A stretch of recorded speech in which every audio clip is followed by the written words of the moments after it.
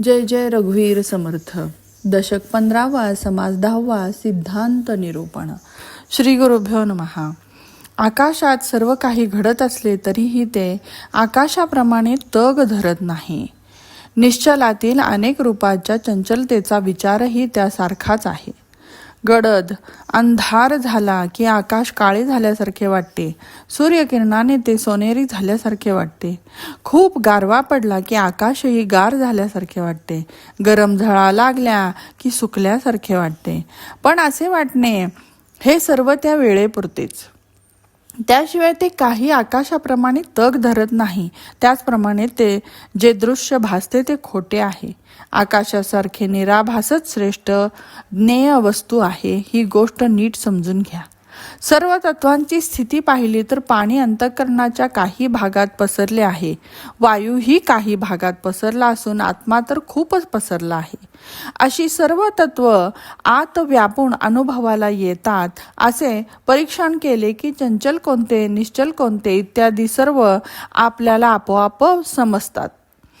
अशा प्रकारचे विवरण करण्यानेच लोकांना सत्य वस्तूचा शोध लागतो. विवेकाने तत्वांचे निरसन केले की ज्ञानाचे विज्ञानात परिवर्तन होण्याची आणि मन उन्मन्न स्थिती प्राप्त करून देणारी ती परवस्तूच आपण होतो. वडिलांचे वडील कोण असा शोध घेत गेलो की चंचलच निश्चल होऊन त्या ठिकाणी देवभक्तपणा नाहीसा होतो. स्थळ म्हणजे ते काही एक पदार्थ नाही. निश्चलात मुळातच एकही पदार्थ नसतो तरीही समजण्यासाठी काही का होईना तसे सांगावे लागते. प्रथम अज्ञानवृत्तीचे निरसन झाले, त्यानंतर ज्ञानवृत्ती ही नाहीशी झाली. अशी वृत्ती नाहीशी झाल्यावर काय स्थिती झाली ते पहा. येथे मुख्यत्वे करून अज्ञान ज्ञानशक्ती हे दोन्ही गलित झाल्याचे लक्षण. म्हणजे ते चंचलतेने वेढलेले नसते. ते शांतीपेक्षाही शांत विकार रहित असते. तुच्छ वाटणारे विकार युक्त चंचलत्वच नाहीसे झालेले असते. पण चंचल निश्चल हे दोन्ही एकाच वेळी समजतेने अस्तित्वात असणे अघटितच होय.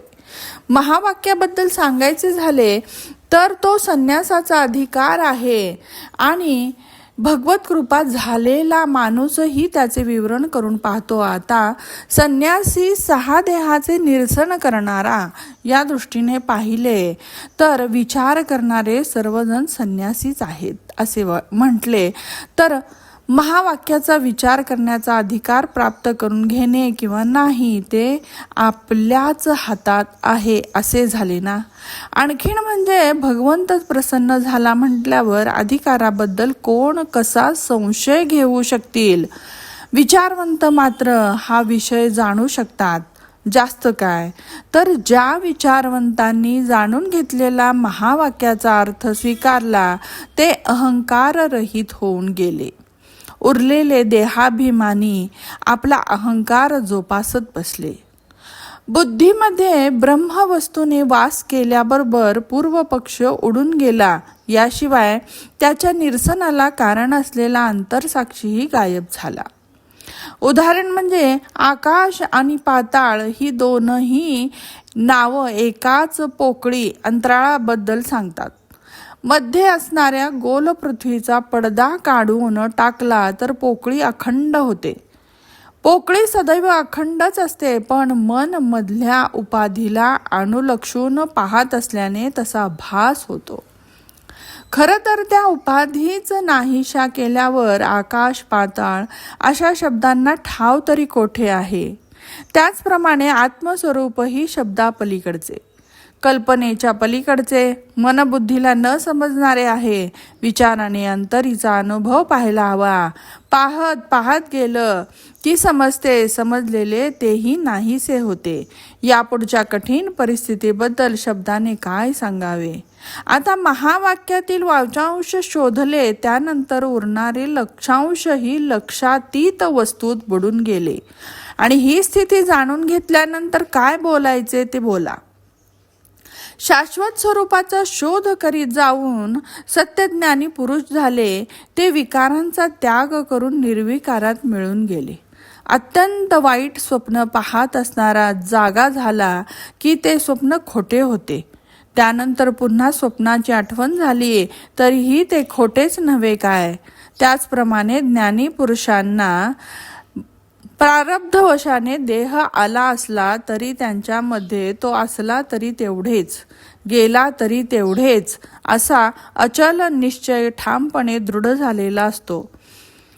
ब्रिजाग्नीमध्ये भाजल्यानंतर त्याची अंकुरण्याची शक्तीच नाहीशी होते. त्याचप्रमाणे ज्ञानी पुरुषांच्या वासना बीजाची स्थिती झालेली असते. आणखीन एक म्हणजे विचाराने ज्ञानी पुरुषांची बुद्धी निश्चळ झालेली असते. बुद्धीजवळच सर्व कार्यसिद्धी आहेत. भूत व पूर्व ज्ञानी पुरुषांची बुद्धी ही निश्चलामध्ये मिळून गेलेली होती. जास्त काय सांगावे. निश्चलाचे ध्यान करणारा निश्चल होतो, चंचलाचे ध्यान करणारा चंचल बनतो आणि भूतांचे ध्यान करणारा भूत होतो. शेवटच्या स्थितीला पोचलेल्यांना देहाचे प्रारब्ध इत्यादी काही करू शकत नाही. अंतर्निष्ठ ज्ञानी पुरुषांना माया ही जादूच्या खेळाप्रमाणेच वाटते. जग, देह इत्यादी खोटे आहे असे समजून घेऊन ते विचारानेच ठाम रुजले की एकदम सारी भीतीच उडून जाते. उपासनेचे उपकार फेडण्यासाठी भक्तांनी उपासना वाढवावी हेच योग्य होय, पण अंतरंगात सर्व काही विवेकाने जाणून घेतलेले असायला हवे. इति श्रीदासबोधे गुरुशिष्य संवादे पंचदश दशके सिद्धांत निरूपणम नाम दशमाः समासः समाप्ताः. जय जय रघुवीर समर्थ.